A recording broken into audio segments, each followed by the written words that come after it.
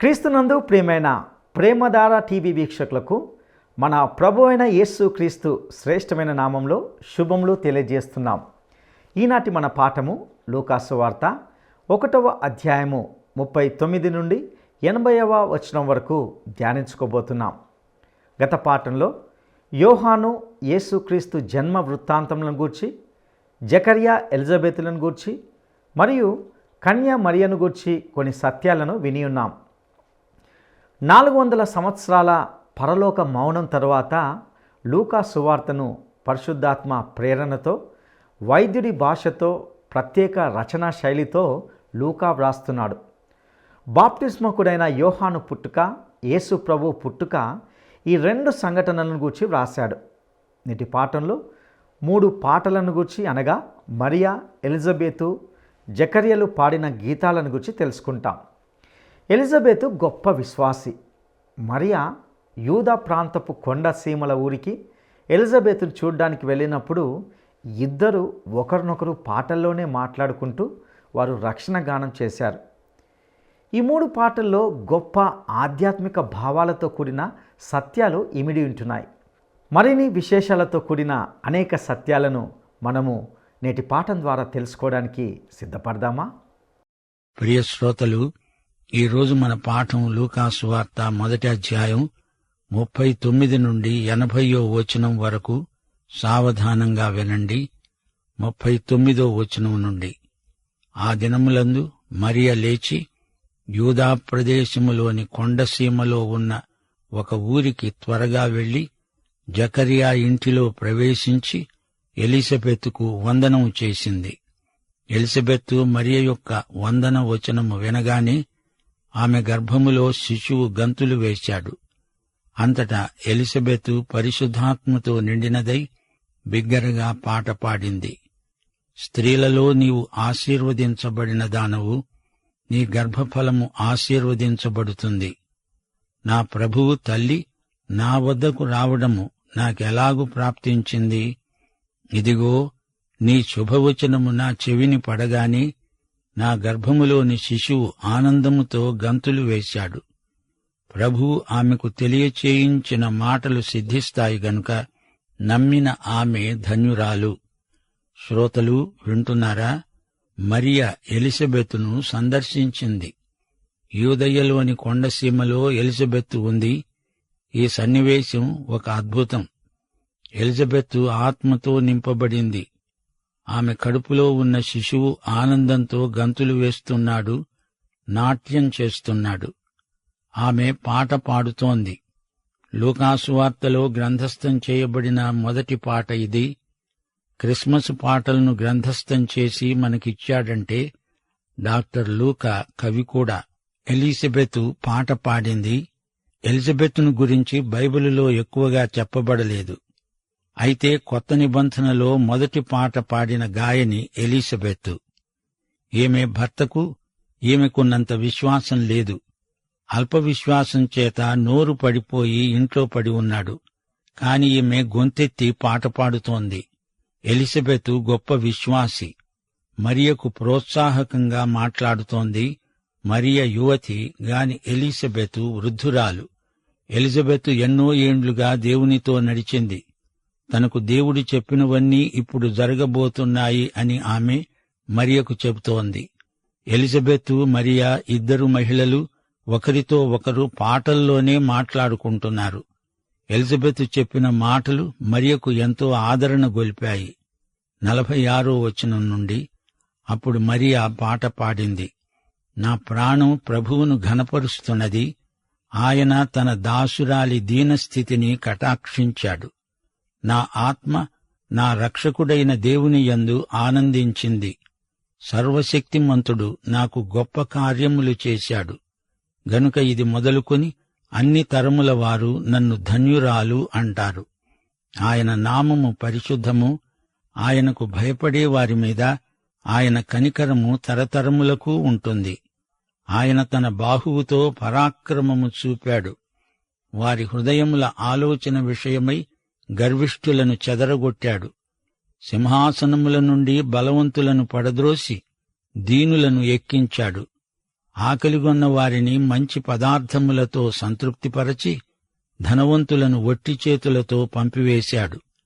అబ్రహామునకు అతని సంతానమునకు యుగాంతము వరకు తన కనికరము చూపడానికి జ్ఞాపకము చేసుకుంటానని మన పితరులతో సెలవిచ్చినట్లు ఆయన తన సేవకుడైన ఇశ్రాయేలునకు సహాయము చేశాడు. ప్రియ శ్రోతలు వింటున్నారా? ఇది మరియ పాడిన పాట. ఆమె తన రక్షకుణ్ణి గురించి గానం చేస్తున్నది. రక్షకుని యందు ఆనందిస్తున్నది. ఆమె ధన్యురాలు. ఆమె దయాప్రాప్తురాలు. దేవుని కుమారునికి ఆమె మానవ తల్లి. రక్షకుణ్ణి లోకానికి పరిచయం చేసిన ప్రథమ మహిళ. దేవుడు ఆమెను ఏర్పరుచుకున్నాడంటే దేవుని కృప ఆమె పట్ల ఎంతగానో విస్తరించిందని మనం గుర్తించాలి. ఇది ప్రమాదవశాత్తు జరిగింది కాదు. దేవుని అనాది కాల నిర్ణయం. దేవుడెప్పుడూ ఏ తప్పు చెయ్యడు. మరియ పాట ఎంతో అర్థవంతమైనది. ఆయన తన బాహువుతో పరాక్రమము చూపాడు. యెషయా గ్రంథం 53వ అధ్యాయం 1వ వచనం, మేము తెలియచేసిన సమాచారము ఎవడు నమ్మాడు? యెహోవా బాహువు ఎవనికి బయలుపరచబడింది? దేవుని గొర్రెపిల్ల లోకపాపమును మోసికొని పోయాడు. ఆయనే దేవుని బాహువు. తన బాహు పరాక్రమం చూపాడు. తన శక్తిని, ప్రేమను వెల్లడి చేశాడు. లోకమంతటికీ రక్షణ ప్రసాదించాడు. శ్రోతలు వింటున్నారా? మరియా తన పాటలో అబ్రహామును పేర్కొన్నది. పాత నిబంధన గ్రంథమంతటిలో అబ్రహాము పేరు ఎక్కువసార్లు వస్తుంది. అబ్రహామును గురించి చెప్పుకోవలసిన సంగతులెన్నో ఉన్నాయి. అయినా మనం క్రీస్తును గురించిన సంగతులనే కాదు, క్రీస్తునే ప్రకటిస్తున్నాం. 56వ వచనం, అంతటా మరియ ఇంచుమించు 3 నెలలు ఎలిజబెతు దగ్గరే ఉండి పిమ్మట తన ఇంటికి తిరిగి వెళ్ళింది. ప్రసవకాలము వచ్చినప్పుడు ఎలిజబెతు కుమారుణ్ణి కన్నది. అప్పుడు ప్రభు ఆమె మీద మహాకనికరము ఉంచాడని ఆమె పొరుగువారు, బంధువులు విని ఆమెతో కూడా సంతోషించారు. 8వ దినమున వారు ఆ శిశువుకు సున్నతి చేయడానికి వచ్చి తండ్రి పేరును బట్టి జకర్యా అనే పేరు వానికి పెట్టబోతూ ఉండగా తల్లి అన్నది, అలాగు వద్దు, వానికి యోహాను అనే పేరు పెట్టాలి. ఇది కొత్త పేరు. వారన్నారు, మీ బంధువులలో ఆ పేరు గలవాడు ఎవడూ లేడే? వాని తండ్రికి సంజ్ఞలు చేసి వానికి ఏ పేరు పెట్టగోరుతున్నావు అని అడిగారు. అతడు రాత పలక తెమ్మని వాని పేరు యోహాను అని రాశాడు. అందుకు వారందరూ ఆశ్చర్యపడ్డారు. వెంటనే అతని నోరు తెరువబడి నాలుక సడలి అతడు దేవుణ్ణి స్తుతిస్తూ మాట్లాడసాగాడు. ప్రియ శ్రోతలు వింటున్నారా? ఆ రోజుల్లో ఒక శిశువు పుట్టినప్పుడు ఆ కుటుంబంలో ఎవరో ఒకరి పేరు పెట్టడం పరిపాటి. బంధువులందరూ చేరి తండ్రి పేరే పెడదామంటున్నారు. తండ్రి జకర్యా అంటే పెద్ద జకర్యా, అతని కుమారుడు చిన్న జకర్యా అందామని చూచారు. అయితే ఎలిజబెతు అలా కాదు, యోహాను అనే పేరే పెట్టాలి అని చెప్పింది. అప్పుడు వారు జకర్యానే అడిగారు. అతనికప్పుడు నోరు లేదు. పలక మీద యోహాను అని రాశాడు. యోహాను అనే పేరు దేవుడే ముందుగా చెప్పాడు. ఈ కొత్త పేరు విని అందరూ ఆశ్చర్యపోయారు. వెంటనే జకర్యా నోరు తెరువబడి నాలుక సడలింది, మూగతనం పోయింది, మాట్లాడసాగాడు. దేవుణ్ణి స్తుతించాడు. అతనిది అల్పవిశ్వాసమే. అయినా శిశువు జన్మించినప్పుడు అతని విశ్వాసం అధికమైంది. దేవుని యందు ఆనందిస్తున్నాడు. యోహానులో మొదట్లో ఉన్న అల్పవిశ్వాసం ఈ రోజున చాలా మందిలో ఉంది. మన ప్రార్థనలకు జవాబు వచ్చినప్పుడు మనకెంతో ఆనందం, ఉత్సాహం. అల్పవిశ్వాసులను కూడా దేవుడు కనికరిస్తాడు. అధిక విశ్వాసికి అధిక ఆనందం. అన్ని పరిస్థితుల్లోనూ విశ్వాసి ఆనందించగలడు. 65వ వచనం, అందును బట్టి వారి చుట్టుపట్ల కాపురమున్న వారందరికీ భయం కలిగింది. ఆ సంగతులన్నీ యూదయ కొండసీమలయందంతటా ప్రచురమయ్యాయి. ప్రభువు హస్తము అతనికి తోడై ఉన్నది గనుక ఆ సంగతులను గూర్చి విన్నవారందరూ ఈ బిడ్డ ఎలాంటివాడవుతాడో అని వాటిని మనసులో ఉంచుకున్నారు.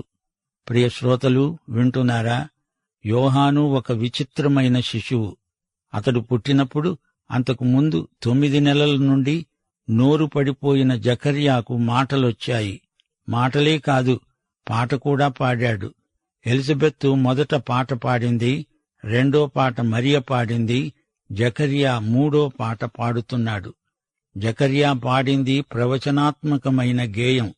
జకర్యా దావీదు వంశానికి చెందినవాడు కాడు, అయితే తన కుమారుడు యేసుక్రీస్తుకు ఆగమన దూత. మలాకీ, యెషయా ప్రవక్తలు దీనినే ప్రవచించారు. మెస్సియా రాకడకు మార్గము సరళము చేసిన ఆగమన దూత యోహాను. తల్లి గర్భములో నుండే యేసు రాకడను ప్రకటించాడు.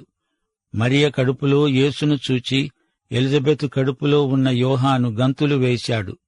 68వ వచనం. జకర్యా పరిశుద్ధాత్మపూర్ణుడై ప్రవచిస్తూ పాట పాడాడు. ప్రభువైన ఇశ్రాయేలు దేవుడు స్తుతింపబడునుగాక. ఆయన తన ప్రజలకు దర్శనమిచ్చి వారికి విమోచన కలుగచేశాడు. తన సేవకుడైన దావీదు వంశమందు మన కొరకు రక్షణ శృంగము, అనగా మన శత్రువుల నుండి మనలను ద్వేషించే వారందరి చేతి నుండి తప్పించి రక్షణ కలుగచేశాడు. దీనిని గూర్చి ఆయన ఆది నుండి తన పరిశుద్ధ ప్రవక్తల నోట పలికించాడు. ఆయన మన పితరులను కరుణించటానికి తన పరిశుద్ధ నిబంధనను, అనగా మన తండ్రి అయిన అబ్రహాముతో తాను చేసిన ప్రమాణము జ్ఞాపకము చేసుకోవడానికి, మనము శత్రువుల చేతి నుండి విడిపించబడి మన జీవితకాలమంతా నిర్భయులమై ఆయన సన్నిధిలో పరిశుద్ధముగా నీతిగా ఆయనను సేవించడానికి, అనుగ్రహించటానికి ఈ రక్షణ కలుగచేశాడు. ప్రియ శ్రోతలు వింటున్నారా? దేవుడు అబ్రహాముతో నిబంధన చేసుకున్నాడు. అబ్రహాముకు దేవుడు వాగ్దానాలిచ్చాడు. ఆ వాగ్దానములన్నీ నెరవేరుతాయని మరియా, ఎలిజబెతు, జకర్యా నమ్ముతున్నారు. దేవుని వాగ్దానాలను మనము హృదయపూర్వకంగా నమ్మాలి. యోహాను సువార్త 3వ అధ్యాయం 16వ వచనం మనమంతా నమ్ముతున్నాము గదా. అలాంటప్పుడు అబ్రహాముకు దేవుడు చేసిన నిబంధనలను, వాగ్దానాలను మనము తప్పనిసరిగా నమ్మాలి. 76వ వచనం. ఓ శిశువా, నీవు సర్వోన్నతుని ప్రవక్తవు అనబడతావు. మన దేవుని మహావాత్సల్యమును బట్టి వారి పాపములను క్షమించడము వలన తన ప్రజలకు రక్షణ జ్ఞానము ఆయన అనుగ్రహించున్నట్లు ఆయన మార్గములను సిద్ధపరచడానికి నీవు ప్రభువునకు ముందుగా నడుస్తావు. మన పాదములను సమాధాన మార్గములోనికి నడిపించున్నట్లు చీకటిలోనూ మరణఛాయలోనూ కూర్చుండేవారికి వెలుగివ్వటానికి ఆ మహావాత్సల్యమును బట్టి పైనుండి ఆయన మనకు అరుణోదయ దర్శనమనుగ్రహించాడు. 80వ వచనం. శిశువు ఎదిగి ఆత్మయందు బలము పొంది ఇశ్రాయేలునకు ప్రత్యక్షమయ్యే దినము వరకు అరణ్యములో ఉన్నాడు. శ్రోతలు వింటున్నారా? యోహాను సర్వోన్నతుడైన దేవుని ప్రవక్త. ఆయన మార్గములను సరళము చేసే ఆగమన దూత. మెస్సియా కొరకు మార్గం సిద్ధం చేస్తాడు. దేవుడతనికి ప్రత్యేకమైన సేవను అప్పగించాడు. దానికి అరణ్యంలో, అజ్ఞాతవాసంలో ఇది ఒక శిక్షణా కేంద్రం. యోహాను సువార్తలో 1వ అధ్యాయం 6వ వచనంలో చెప్పబడినట్లు దేవుని వద్ద నుండి పంపబడిన ఒక మనుష్యుడున్నాడు. అతని పేరు యోహాను. అతని మూలముగా అందరూ విశ్వసించేటట్లు అతడు ఆ వెలుగును గూర్చి సాక్ష్యమివ్వడానికి సాక్షిగా వచ్చాడు. అతడు ఆ వెలుగై ఉండలేదుగాని ఆ వెలుగును గూర్చి సాక్ష్యమివ్వడానికి వచ్చాడు. యోహాను అన్నాడు, నా వెనుక వచ్చేవాడు నాకంటే ప్రముఖుడు, గనుక ఆయన నాకంటే ముందటివాడు.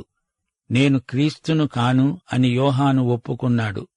ప్రవక్త అయిన యెషయా చెప్పినట్లు ప్రభువు త్రోవ సరళము చెయ్యండి అని అరణ్యములో ఎలుగెత్తి చెప్పే శబ్దమును యోహాను అన్నాడు.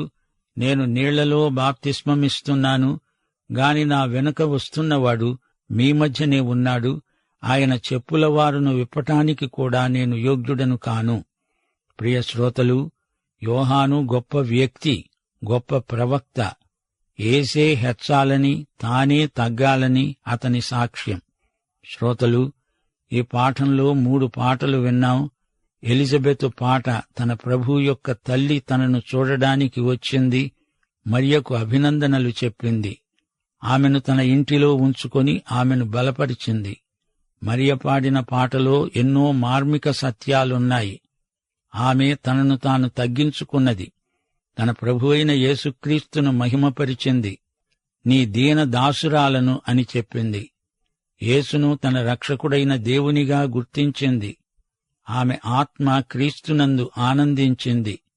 మరియ పాడిన పాటలో సమూయేలు తల్లి హన్న చేసిన ప్రార్థన భావాలు వ్యక్తమవుతున్నాయి.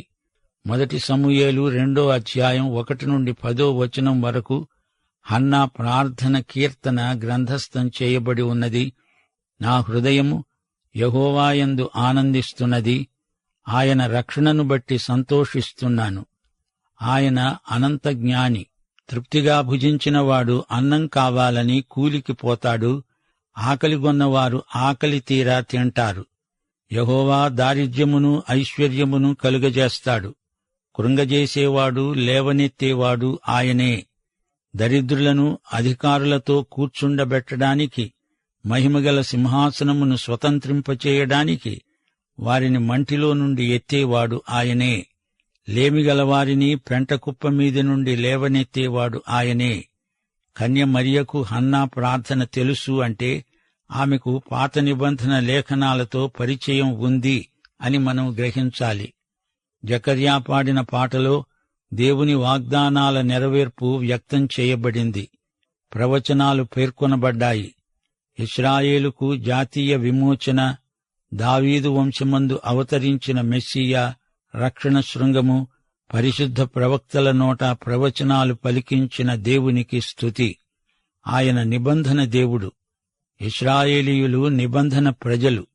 యేసు శిశువునందు జకర్యా తరతరాల నిరీక్షణకు ఫలాన్ని గుర్తించాడు. పాపక్షమాపణ, రక్షణ జ్ఞానము అనుగ్రహించిన వాత్సల్యము ఎంతో గొప్పది. జకర్యా కుమారుడైన యోహాను దేవుని కుమారుడైన యేసుక్రీస్తుకు ఆగమన దూత. చీకటిలో మరణపు నీడలో పడి ఉన్నవారికి వెలుగిచ్చిన దేవుని మహావాత్సల్యము కొనియాడదగినది. అరుణోదయ దర్శనము అనుగ్రహించిన దేవునికి కృతజ్ఞతాస్తుతులు. ప్రియ శ్రోతలు వింటున్నారా?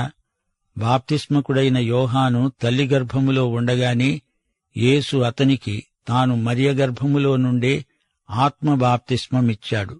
అందుకే అతడు నీతిని నెరవేర్చడానికి యేసుకు నీటి బాప్తిస్మమిచ్చాడు. ఈ పాఠంలో మరో మరపురాని పరమరహస్యమున్నది. దేవుడు స్పష్టంగా చెప్పాడు, జకర్యా నీకు కొడుకు పుడతాడు. కాని అపవాది జకర్యాతో రహస్యంగా తరగతి తీసుకున్నాడు. జకర్యా, నీవు వయోవృద్ధుడివి, నీ భార్య కాన్పులుడిగిపోయిన వృద్ధురాలు, మీకు కొడుకు పుట్టటం శాస్త్రీయంగా అసంభవం. అప్పుడు జకర్యా అదే మాట తెచ్చి దేవునికి చెబుతున్నాడు. దేవునికి కోపం వచ్చింది. నీకు నోరు ఉంటే ఇలాగే సైతాను నేర్పిన మాటలు నా ఎదట పలుకుతావు గనుక నీ నోరు పడిపోవునుగాక. ఆ క్షణంలోనే జకర్యా నోరు మూగబోయింది. దేవుని వాగ్దానం నెరవేర్పు చూచినప్పుడు గాని అతనికి మళ్లీ నోరు రాలేదు. ప్రియ శ్రోతలు, దేవుని వాగ్దానాన్ని మరియ నమ్మింది. దేవుని మాటను హృదయములో భద్రపరచుకుంది. ఆ మాటల్నే చుట్టుప్రక్కల వారికి సాక్ష్యమిచ్చింది. ఆ మాటల్నే పాటల రూపంలో తన బంధువురాలైన ఎలిజబెత్తుకు వినిపించింది. దేవుని వాక్యమునే ఆమె గర్భమున ధరించింది. ఆ వాక్యమే శరీరము ధరించి యేసుగా మరియ గర్భవాసాన జన్మించాడు. శరీరము ధరించిన వాక్యమే యేసుక్రీస్తు. కన్య మరియ ధన్య మరియ, స్త్రీలందరిలో ఆశీర్వదించబడిన భక్తురాలు. పాఠం సమాప్తం.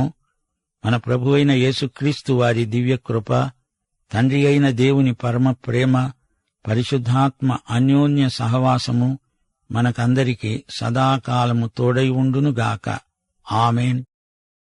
ప్రియులారా, ఇంతవరకు మనము విన్నటువంటి ఈనాటి పాఠంలో 3 పాటలను గురించి, అనగా మరియా, ఎలిజబెతు, జకర్యాలు పాడిన గీతాలను గురించి తెలుసుకున్నాం. ఈ 3 పాటల్లో గొప్ప ఆధ్యాత్మిక భావాలతో కూడిన సత్యాలు ఇమిడి ఉన్నాయని కూడా మనము గ్రహించాం. ఎలిజబెతు గొప్ప విశ్వాసి. మరియా యూదా ప్రాంతపు కొండ సీమల ఊరికి ఎలిజబెతును చూడడానికి వెళ్ళినప్పుడు ఇద్దరు ఒకరినొకరు పాటల్లోనే మాట్లాడుకుంటూ వారు రక్షణ గానం చేశారని విన్నాం. మరియా పలకరింపుతో ఎలిజబెతు గర్భంలోని శిశువు గంతులు వేశాడు. ఒకరినొకరు ఆదరించుకున్నారు. దేవుని కనికరాన్ని జ్ఞాపకం చేసుకొని దేవుని స్తుతించారు. ఇక మరియా తన రక్షకుని గూర్చి గానం చేసి రక్షకుని యందు ఆనందించినట్లుగా చూశాం. ఈ మరియను దేవుడు ఏర్పాటు చేసుకున్నాడంటే దేవుని కృప మరియ పట్ల ఎంతగానో విస్తరించిందని మనం గ్రహించాలి. మరియ తన పాట ద్వారా తనను తాను తగ్గించుకొని తన ప్రభు అయిన యేసును మహిమపరిచింది. యేసును తన రక్షకునిగా గుర్తించింది. ఇక జకరియా ప్రవచన గీతంలో దేవుడు అబ్రహాముతో చేసిన నిబంధనను గురించి విన్నాం. దేవుని వాగ్దానాలు ఎప్పటికీ నెరవేరుతాయని గ్రహించగలం. యోహాను సర్వోన్నతుడైన దేవుని ప్రవక్త. దేవుని మార్గములను సరళము చేసే ఆగమన దూతగా ఉండినాడు. యోహాను గొప్ప వ్యక్తి, గొప్ప ప్రవక్త.